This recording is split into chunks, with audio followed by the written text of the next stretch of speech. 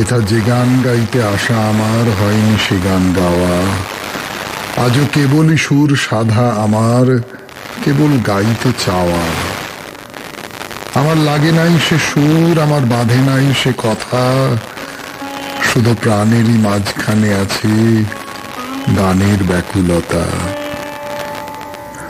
আজও ফোটে নাই সে ফুল, শুধু বহেছে এক হাওয়া। আমি দেখি নাই তার মুখ, আমি শুনি নাই তার বাণী, কেবল শুনি ক্ষণে ক্ষণে তাহার পায়ের ধ্বনিখানি। আমার দ্বারের সম্মুখ দিয়ে সেজন করে আসা যাওয়া, শুধু আসন পাতা হলো আমার সারাটি দিন ধরে। ঘরে হয়নি প্রদীপ জ্বালা, তারে ডাকবো কেমন করে? আছি পাবার আশা নিয়ে, তারে হয়নি আমার পাওয়া। শুনলেন গীতাঞ্জলির কবিতা 92.7 বিগ এফএম এ শরণাগত অনুষ্ঠানে। বিশুদ্ধ সিদ্ধান্ত মতে আজকের দিনটার কথা বলি। আজকে সোমবার 6ই অগ্রহায়ণ 1428, ইংরেজির 22শে নভেম্বর 2021। তিথি কার্তিক, কৃষ্ণপক্ষ তৃতীয়া, নক্ষত্র মৃগশিরা। সূর্যোদয়ের সময় ভোর 5:57 হয়ে 44। সূর্য অস্ত যাবার সময় বিকেল 4:47 হয়ে 40। আজকে জন্মে মিথুন রাশি, শূদ্র বর্ণ, মতান্তরে বৈশ্য বর্ণ, দেবগণ। দিনের বেলা 10:44 গতে নরগণ।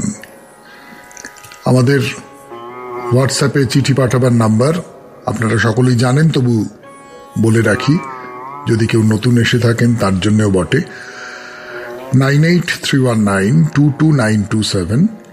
চিঠির গোড়ায় কিন্তু অতি অবশ্যই SG এই কথাটা লিখবেন, মানে শরণাগত, যাতে চিঠিটা অন্য কারুর হাতে না চলে যায়। আর আমাদের যে ফেসবুকটি আছে তার নাম শরণাগত সৌমিত্র, SHARANAGATA শরণাগত, SOUMITRA সৌমিত্র।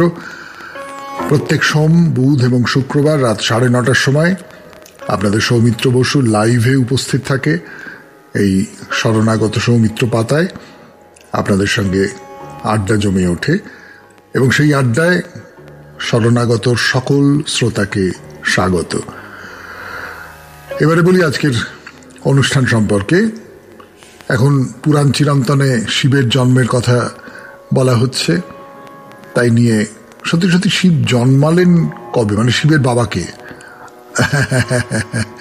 এইরকম একটা প্রশ্নের উত্তর আজকে পাওয়া যাবে। তারপর তো গীতার কথা। গীতা নিয়ে নানান রকম এটা ওটা কথাবার্তা, গীতার এক একটা শ্লোক ধরে সেই নিয়ে কথা বলবো। তারপরে চলে যাব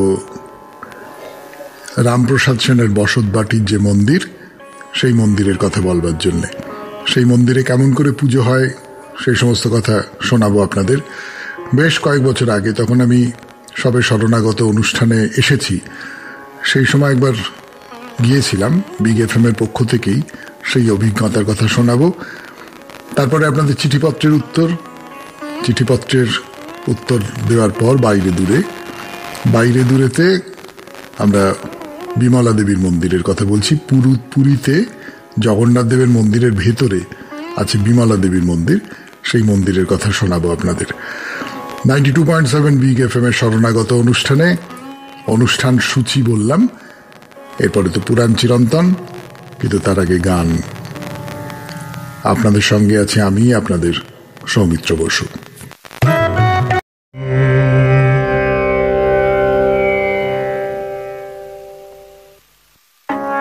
পুরাণ চিরন্তন শুনছেন শরণাগত 92.7 বিগ এফএম এ। আমি আপনাদের সৌমিত্র বসু। পুরাণ চিরন্তনে বলছিলাম শিবের জন্মের কথা। ব্রহ্মা আর বিষ্ণু দুজনে মিলে ঝগড়া করছেন, আমাদের মধ্যে কে শ্রেষ্ঠ, কোনো সমাধান হচ্ছে না। এমন সময় সেখানে এসে দাঁড়ালো একটা থামের মতো একটা বিরাট উঁচু পাথর। বিরাট উঁচু মানে কত উঁচু? সেই পাথরের কোনো আদি খুঁজে পাওয়া যায় না, কোনো অন্ত খুঁজে পাওয়া যায় না। তিনিই হলেন শিব। তার কোনো শুরু নেই, কোনো শেষ নেই। এই দেখুন, বলতে বলতে আর একটা কথা মনে পড়ে গেল। কথিত আছে একবার এক ঋষি নাকি শিবকে জিজ্ঞাসা করেছিলেন যে, আচ্ছা দেবাদিদেব, আপনার জন্ম কিভাবে হলো, আপনার পিতা কে? তো শিব বললেন, আমার পিতার নাম ব্রহ্মা। তাই তো হবে, ঠিকই তো, আমরা তো এর আগেও দেখেছি ব্রহ্মার কোলেই এসেছিলেন শিব নিজে। তো এইবারে সেই ঋষি জিজ্ঞেস করলেন, তাহলে আপনার প্রপিতামহকে? কি উত্তর হয়? শিবের ঠাকুরদাকে। বলবার জন্য ফিরে আসছি 92.7 বিগ এফএম এর শরণাগত অনুষ্ঠানে। সঙ্গে থাকুন, আমি আপনাদের সৌমিত্র বসু। আপনার প্রপিতামহকে শিবকে জিজ্ঞেস করা হলো, করলেন এক ঋষি। 92.7 বিগ এফএম এর শরণাগত অনুষ্ঠানে সেই কথাই বলছি আপনাদের। তো শিব বললেন, আমার প্রপিতামহ হলেন বিষ্ণু। তখন সেই ঋষি এইবার প্রশ্ন করলেন, বেশ, তাহলে এবার বলুন আপনার প্রপিতামহের পিতা কে? মানে ভেবে দেখুন, ব্রহ্মা বিষ্ণু কিন্তু হয়ে গেল, আর তো কেউ বাকি নেই। তাহলে এইবার আপনার প্রপিতামহের পিতা কে? সে মৃদু হেসে উত্তর দিলেন, আমার প্রপিতামহের পিতা আমি নিজে, মহেশ্বর। কি বুঝলেন? কথাটা শুনতে একটু হেঁয়ালির মতো লাগছে না? লাগছে, তার কারণ আমরা সময়ের গতিকে বুঝি সোজা ভবিষ্যতের দিকে। কিন্তু যদি এমন হয় সময়ের গতি বৃত্তাকার, শিব তারপর বিষ্ণু, তারপর শিব, তারপর বিষ্ণু, আবার ব্রহ্মা, এইরকম করে ফিরে ফিরে আসে। যাই হোক, এইসব জটিল কথায় ঢুকবার কোনো দরকার আমাদের নেই। আমরা শুধু মনে রাখি, এই যে শিব বলুন, বিষ্ণু বলুন, ব্রহ্মা বলুন, এদের কোনো জন্ম নেই, এদের কোনো মৃত্যু নেই, এদের কোনো আদি নেই, এদের কোনো অন্ত নেই। সেই শিবের কথা বলতে বসেছি পুরাণ চিরন্তনে। দেখে, শিবের জন্ম নিয়ে তো অনেক কথা বলা হলো, এইবার আরো কয়েকটা জ্ঞানের কথা বলি, কেমন? ত্রিপুর ধ্বংসের কথা বলবো আপনাদের পরে, আপাতত বললে গুলিয়ে যাবে। এইটুকু বলি, এই ত্রিপুর ধ্বংসের সময় শিব দেবতাদের অর্ধ তেজ ধারণ করেন। তার ফলে তার শক্তি অন্য সমস্ত দেবতাদের থেকে অনেক বেশি হয়ে যায়। সেই কারণে তার নাম হলো মহাদেব, মানে যিনি দেবতাদের মধ্যে মহা, মানে দেবতাদের মধ্যে শ্রেষ্ঠ। এর প্রথম নাম তো রুদ্র, সে কথা আগে আপনাদের বলেছি। এই রুদ্র নামটা নিয়ে একটা মজার ব্যাপার লক্ষ্য করতে বলবো আপনাদের।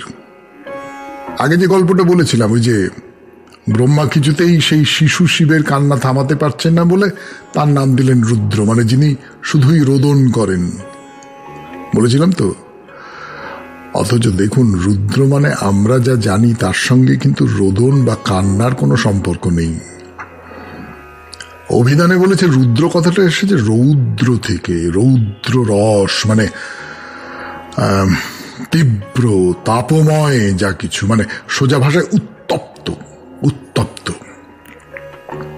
তো মানেটা পুরো পাল্টে গেল না? হ্যাঁ, পুরাণে এরকম বিস্তর উল্টো পাল্টা বা ভদ্র ভাষায় যাকে বলে পরস্পর বিরোধী কথা ব্যাখ্যা এইসব দেখতে পাবেন। এই যে রুদ্র, হ্যাঁ, শিব যে খুব রাগী দেবতা তাতে তো কোনো সন্দেহ নেই, সেটা আমরা সকলেই জানি। আবার দেখুন, তার আর একটা নাম হচ্ছে শিব। শিব মানে যা কিছু মঙ্গলময়, যা কিছু শুভ করে, তাই হলো শিব। তাহলে রাগী আর মঙ্গলময়, কল্যাণকর, এই দুটো মানে একসঙ্গে মিশে গেছে না? শিবের আর একটা নাম হলো আশুতোষ, মানে খুব অল্পেই যিনি খুশি হয়ে যান। তো এক ধরনের মানুষ আছে না, চড়াং করে রেগে যান, ঠান্ডা হতেও বেশি সময় লাগে না। শিব হচ্ছেন সেই রকম একজন দেবতা।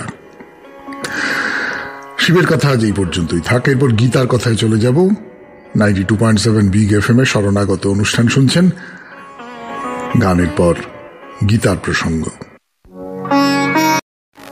গীতার কথা বলবার জন্য সৌমিত্র বসু ফিরে এলো গানের পর 92.7 বিগ এফএম এ শরণাগত অনুষ্ঠানে। গতদিনে সেই যে সাধু দুজনের কথা বলেছিলাম, একজন সাধু সাধনা করে কিছু একটা চাইলো, পেল সেই অলৌকিক ক্ষমতা যা দিয়ে সে হেঁটে হেঁটে নদী পার হয়ে চলে যেতে পারে। আর অন্যজন ওসব কিছু চাইল না, চেয়ে কি করবে? তার কাছে তো এইসব পার্থিব জিনিস, এই টাকা পয়সা, ক্ষমতা, ভোগ সুখ, সিদ্ধাই, এসব খুব তুচ্ছ। এবং সত্যি সত্যি ভেবে দেখুন, তুচ্ছই তো। ধরুন আপনাকে দারুণ সব খাবার খেতে দেওয়া হলো, ভালো ভালো খাবার, হ্যাঁ, যতক্ষণ সামনে খাবারটি আছে ততক্ষণ আপনার খুব ভালো লাগছে, গন্ধটা পাচ্ছেন, খাবারটা খাবার সময় স্বাদটা পাচ্ছেন দারুণ। তারপর যেই না পেটের ভেতর নেমে গেল আর কিচ্ছুটি তো নেই। শুধু তাই নয়, তার চেয়েও বেশি মুশকিলের যেটা, দুদিন বাদে এই খাবার, এই জামা কাপড়, এই বিলাসিতা, এই এই যা কিছু, সে সব আপনার অভ্যেস হয়ে গেছে। ব্যাস, অভ্যেস হলে কি হয়? আর কিছুতেই আগের মতো ভালো লাগে না। বলবো গীতার কথা, আরো বলবো এই 92.7 বিগ এফএম এ শরণাগত অনুষ্ঠানে, কিন্তু মাঝখানে একটু গান শুনে নেওয়া যাক। বলছিলাম আপনাদের গীতার প্রসঙ্গে 92.7 বিগ এফএম এ শরণাগত অনুষ্ঠানে, যদি ভোগ করাটা অভ্যেস হয়ে যায় তাহলে আর তা আপনাকে খুশি করতে পারবে না। মানে অভ্যস্ত জিনিসে কেউ কখনো খুশি হয় বলুন? তাই শ্রীকৃষ্ণ যে তত্ত্ব কথা বলছেন তাকে জানলেই হবে না, তাকে হৃদয়ের মধ্যে ধারণ করতে হবে, তাকে নিজের জীবনে পালন করতে হবে। সেইটাই সাধনা। সেই সাধনা যদি না করেন, আপনার জ্ঞান জ্ঞান হয়ে থাকবে, বাইরের অলংকারের মতো, আপনার স্বভাব হয়ে উঠতে পারবে না। শ্রী অরবিন্দ গীতার ব্যাখ্যা করতে গিয়ে কি বলছেন? বলছেন, যারা জ্ঞানের দ্বারা শুদ্ধ হয়ে এবং নিম্ন প্রকৃতির থেকে মুক্ত হয়ে দিব্য সত্তা ও দিব্য প্রকৃতি লাভ করে, তারাই সত্যিকারের সিদ্ধ পুরুষ হল। তার মানে জ্ঞানের দ্বারা আপনি শুদ্ধ হবেন, তারপর আপনার যে নিম্ন প্রকৃতি, সেখান থেকে মুক্ত হয়ে দিব্য সত্তা ও দিব্য প্রকৃতি আপনি লাভ করতে পারবেন। তাহলে শুধু জ্ঞান নয়, কর্মও বটে, যে কর্ম নিম্ন প্রকৃতি থেকে আপনাকে মুক্ত করতে পারবে। এইবারে গীতার আর একটা খুব জরুরি কথা বলবো আপনাদের, খুব বিতর্কিত কথা। ভগবান শ্রীকৃষ্ণ বলছেন, চতুর্বর্ণাং ময়া সৃষ্টং গুণ কর্ম বিভাগসা। মানে আমি 4টি বর্ণ সৃষ্টি করেছি গুণকর্মের নিরিখে। বর্ণ মানে তো বুঝতেই পারছেন বর্ণ বলতে কি বলা হচ্ছে। 4টি বর্ণ মানে ব্রাহ্মণ, ক্ষত্রিয়, বৈশ্য আর শূদ্র। এদের তাহলে মানুষের গুণ অনুসারে কিংবা কর্ম অনুসারে ভাগ করা হয়েছে। ভাগ করেছেন শ্রীকৃষ্ণ, কিন্তু সে ভাগ করেছেন নির্লিপ্ত ভাবে, কারোর প্রতি কোন রকম পক্ষপাত ছাড়াই। এই যে গুণ আর কর্ম, এই দুয়ের মানে কি? এক একজনের এক এক রকমের প্রকৃতি, এক এক রকমের স্বভাব, এ তো আমরা সংসারে দেখেই থাকি। কেউ খুব বড় বীর, কেউ আবার লেখাপড়া পুজো আচ্ছা নিয়ে থাকতে পছন্দ করে, কারোর আবার ব্যবসা বাণিজ্যে দারুণ মাথা। তো এটা তো ঘটনা, যে যার নিজের গুণ বা স্বভাব বা পারদর্শিতা অনুযায়ী তার কাজ বেছে নেবে। সে যা বেছে নিয়েছে, সে ব্যাপারে শ্রীকৃষ্ণের কিছু করার ছিল না, তিনি করেননি কোনো চেষ্টা। কিন্তু এইখানে একটা প্রশ্ন উঠে পড়ছে, আগে জন্ম না আগে স্বভাব? মানে জন্মের পরে তার স্বভাব দেখে ঠিক করা হবে সে কোন দিকে যেতে চাইবে, নাকি আগে থেকেই ঠিক করা ছিল সে এই বংশের ছেলে বা মেয়ে, তাকে এইভাবেই কাজ করতে হবে? প্রশ্নটা কিন্তু খুব সহজ নয়, সেটা তো বুঝতে পেরেছেন। যদি নিয়মটা এই হয় যে বংশ অনুযায়ী এক একজন এই কাজ করবে, কিন্তু তাহলে কিন্তু তার গুণপনা অনুসারে তার কর্ম ঠিক করা হচ্ছে না। তাহলে তো ব্রাহ্মণের ছেলে ব্রাহ্মণের কাজ করবে, ক্ষত্রিয় ছেলে তার বংশরীতি অনুযায়ী কাজ করবে, এমনটাই হচ্ছে। এই রকম করেই তো বর্ণভেদের ধারণাটা আমাদের মধ্যে আছে। তো এটা কি চিরকাল বংশানুক্রমে ছিল? মানে সোজা কথা হচ্ছে, এই যে বর্ণভেদ, এই বর্ণভেদটা কি মানুষটির, সেই বিশেষ মানুষটির গুণকর্ম অনুসারে নাকি তার বংশের গুণকর্ম অনুসারে? এই তর্ক বিতর্ক এই নিয়ে কথা বলবো আগামীকাল 92.7 বিগ এফএম এর শরণাগত অনুষ্ঠানে, গীতার আলোচনায়। তাহলে আপাতত গানের পর রামপ্রসাদ সেনের মন্দির তাই নিয়ে আমি, সুমন্ত্র আছে, আরো কেউ আছে, সেখানে গিয়েছিলাম, তার বিবরণ দেব। সঙ্গে থাকুন। কালী মন্দিরের কথায় এখন আমরা আছি রামপ্রসাদ সেনের বাড়িতে। বলছিলাম যে এই মন্দিরে কি রকম কি ব্যাপার স্যাপার। তো এই রামপ্রসাদ সেনের বসত বাড়ির যে মন্দির, সেই মন্দিরে বলি হয় না। বলি হওয়ার কথা হয়েছিল, কিন্তু একেবারে প্রথম বছরে বাধা পড়ায় সেটা বন্ধ হয়ে গেছে। সে কথা বলেছিলাম। পুজো নিয়েও এমনি একটা ঘটনা আছে, সেই ঘটনার কথা শোনাবো বলে তো প্রতিশ্রুতি দিয়েছি, এবার সেটা রাখার কাজ করি। রামপ্রসাদ সেন তো গঙ্গার জলে ডুবে দেহত্যাগ করলেন।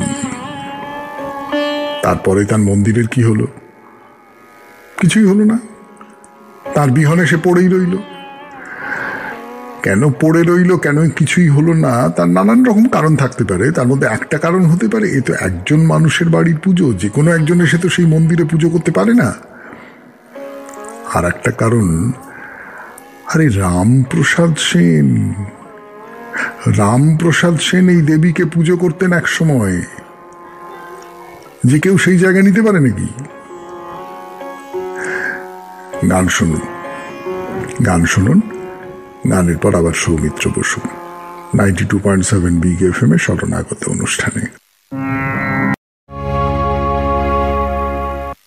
যা বলছিলাম আপনাদের, এই 92.7 বিগ এফএম এর শরণাগত অনুষ্ঠানে, যে রামপ্রসাদ সেন চলে যাবার পর রামপ্রসাদের মন্দির পড়ে আছে। কিন্তু এইভাবে মন্দির পড়ে থাকবে এও তো ভালো কথা নয়। তো অনেক বিচার বিবেচনা করে স্থানীয় মানুষজন মিলে ঠিক করলেন যে না, এই মন্দির এইভাবে ফেলে রাখা যায় না, এতে রামপ্রসাদকে অসম্মান করা হয়। আসল কথা তো মাকে ডাকা। তো সে আমরা সবাই মিলে যেমন করে পারি মাকে ডাকবো মন্দিরে এসে। ঠিক হলো, সামনে যে কালী পুজোর দিনটা আছে, সেই দিনে আবার সূচনা হবে কালী পুজোর এই মন্দিরে। ও মা, কোথায় কি সে বছর কালী পুজোর দিন শুরু হলো অঝোরে বৃষ্টি। সে গোটা আকাশ অন্ধকার হয়ে আছে, বৃষ্টির ধারা পড়ছে যেন মোটা ধারায়, জল পড়েই চলেছে। তার সঙ্গে জোর হাওয়া, মড়মড় করে গাছপালা সব ভেঙে পড়ছে। মানে ভয়ানক দুর্যোগ বলতে যা বোঝায় সেই রকম আর কি। পুজো তো পণ্ড হবেই, বুঝতেই পারা যাচ্ছে। হঠাৎ কোথাও কিছু নেই, দুপুরের পর থেকে অমন যে প্রচন্ড দুর্যোগ কেটে গেল, দিব্যি আকাশ পরিষ্কার হয়ে গেল। মন্দিরের কোনো ক্ষতি হয়নি, চারপাশে এত সব গাছ ভেঙে পড়েছে, কোনো ডালের একটা টুকরো মন্দিরের গায়ে লাগেনি। মা প্রসন্ন হয়েছে। এইবার তাহলে নির্দ্বিধায় পুজো শুরু করা যাক। তাই হলো। ঝড়ের পরে শান্ত পৃথিবীতে মা জেগে উঠলেন রামপ্রসাদের ভিটেতে। সেই থেকে প্রতি বছর কালী পুজো চলে আসছে, যেমন সব পুরনো পুজোর বেলায় হয়। এবারে বলি, সেই কালী পুজো কেমন করে হয়? বলাই বাহুল্য, কালী পুজো খুব ধুমধাম হয় এই মন্দিরে। বহুদিনের ঐতিহ্যমণ্ডিত পুজো। এই মন্দিরের সঙ্গে যুক্ত ছিলেন এমন একজন, যিনি বাংলার শ্রেষ্ঠ কালী সাধকদের অন্যতম। সেই কথাটা মাথায় রেখে যতদূর যা করা হয়। প্রতি বছর দীপান্বিতা কালী পুজোয় দেবীকে খিচুড়ি ভোগ দেওয়া হয়। তার সঙ্গে থাকে 5 রকমের ভাজা, তরকারি, বোয়াল মাছ, চাটনি আর পায়েস। আলাদা করে শিবা ভোগও দেওয়া হয় পুজোর সময়। তো এটা গেল কালী পুজোর কথা। তার বাইরেও তো আছে নিত্য পূজা। নতুন মাটির সরায় ভরা থেকে অন্নপ্রসাদ, ডাল, একটা ভাজা, তরকারি আর পায়েস।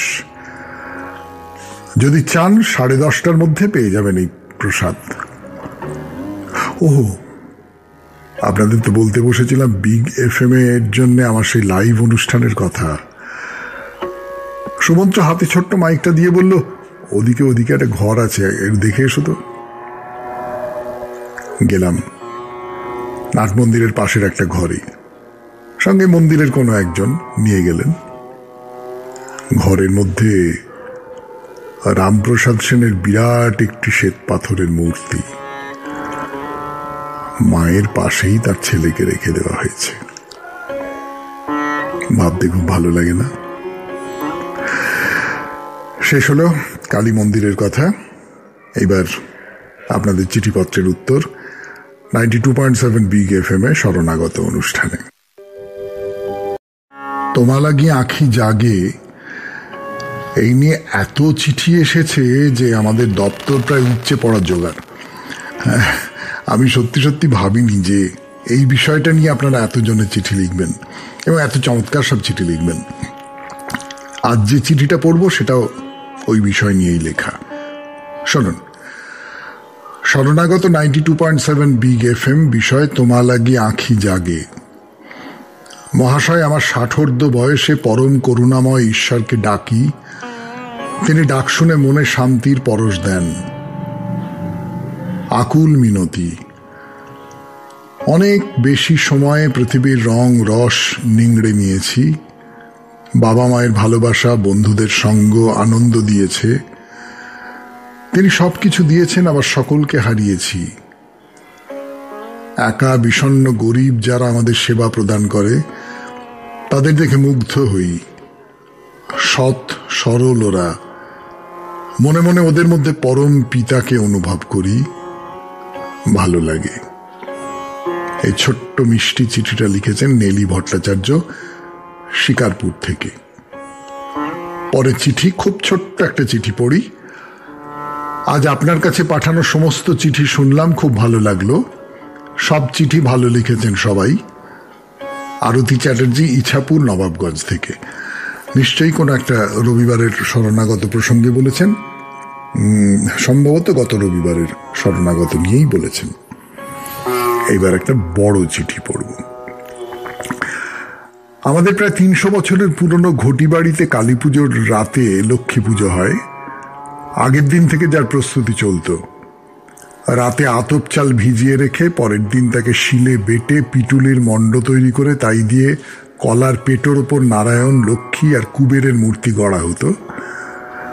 নারায়ণ সাদা, লক্ষ্মী হলুদ আর কুবের লাল। শঙ্খচক্র গদা পদ্মধারী চতুর্ভুজ নারায়ণের পরনে সাদা ধুতি, চাদর পইতে, মাথায় মুকুট।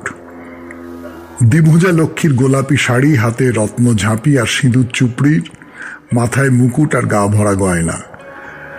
কুবের লাল, পরনে সবুজ ধুতি চাদর, হাতে রত্ন পেটিকা। নারায়ণের পায়ের নিচে গরুড় আর লক্ষ্মীর আলতা রং পায়ের পাশে পেঁচা। 6-7 ইঞ্চি কলার পেটের ওপর পাশাপাশি 3টি মূর্তি। কোনো বাজারের রং নয়, হলুদ, আলতা, সিঁদুর, কালি, কাজল এসব দিয়েই রং তৈরি হতো। এরই সাথে একটু বড় কলার পেটোতে গড়া হতো 14টি প্রদীপ, যা আরতির সময় জ্বালানো হবে। ছোটবেলায় যখন একটু বড় হয়েছি, মানে একা ঘরে মায়ের শাড়ি জড়িয়ে কপালে টিপ পড়ছি, আমাকে দেওয়া হলো এই মূর্তি গড়ার কাজ। সেদিন ভাত খাওয়া চলবে না, গরম গরম ফুলকো লুচি আলুর তরকারি দিয়ে খেয়ে গরদের কাপড় পরে ঠাকুর গড়তে বসতাম। বাবা কাকারা কখন অফিস বেরিয়ে গেছে, মা কাকিমা ঠাকুমাদের উপবাস বা পালনি, যৌথ পরিবারের সাবেকি রান্নাঘরে আমার জন্য স্পেশাল ব্যবস্থা।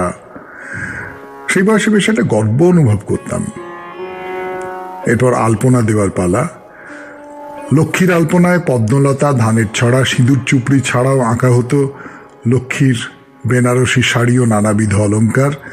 চৌকাট জুড়ে কলকা আর লক্ষ্মীর চরণ। সবশেষে উদ্বৃত্ত পিটুলির সঙ্গে গোবর মিশিয়ে গড়া হতো অলক্ষ্মীর মূর্তি। হেমন্তের বিকেলে গোধূলি থাকে না, বড় তাড়াতাড়ি হঠাৎ করে সন্ধে নেমে আসে।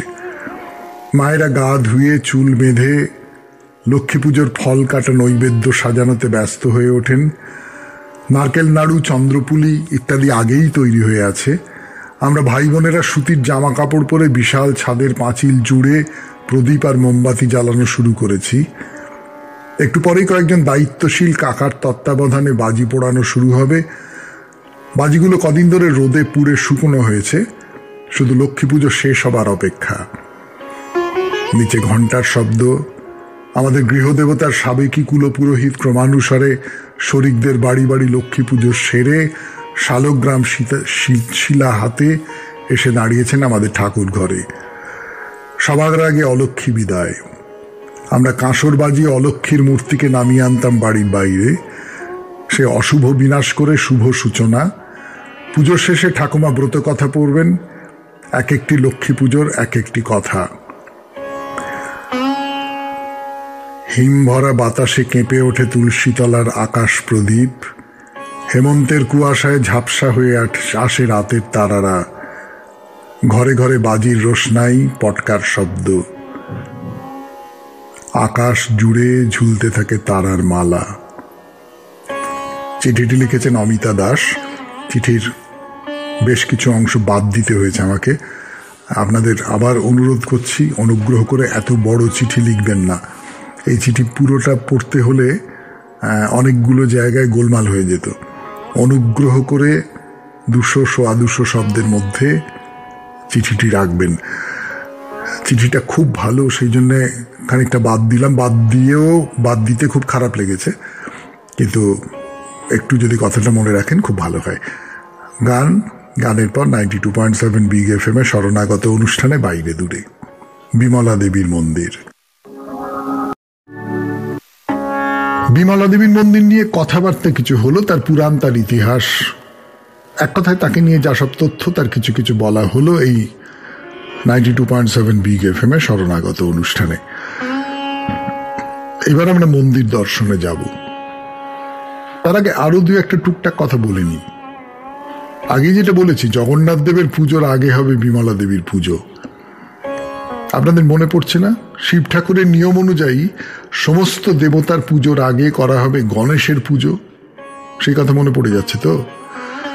তার মানে কোনো একজন দেবতা বা দেবীকে গুরুত্বপূর্ণ করে তোলার এইটা একটা উপায়। জগন্নাথ দেবের আগে পুজো করে নিতে হবে। মানে কখন? সে প্রায় মাঝরাত থেকে। হ্যাঁ, মাঝরাত থেকে দেবী বিমলার পুজো শুরু হয়ে যায়। সে পুজো চলে জগন্নাথ দেবের সাজ সম্পূর্ণ হওয়া পর্যন্ত। তারপরে হয় মঙ্গল আরতি। শুনছেন বিমলা দেবীর পুজোর উপাখ্যান পুরীর মন্দিরের ভেতর। সেটি একটি সতীপীঠ। শুনছেন 92.7 বিগ FM এ শরণাগত অনুষ্ঠানে।